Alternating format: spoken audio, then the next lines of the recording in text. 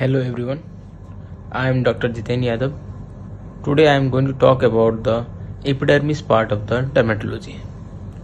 In this we are going to talk about the different cells present in the epidermis, different layer of epidermis, and we are going to talk about the keratin heterodimers that is present in the layer of epidermis, and when it got defective, what are the lesions we are going to get there. Let's start.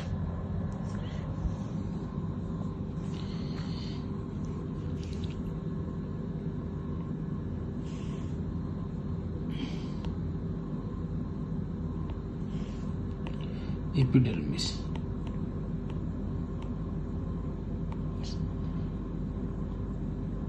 Cells are keratinocytes,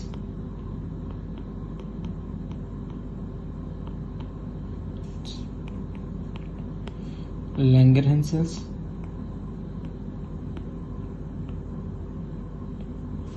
Merkel cells,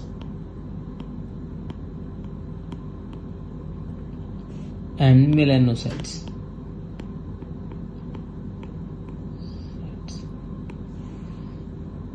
Most common cells, 90% keratinocytes.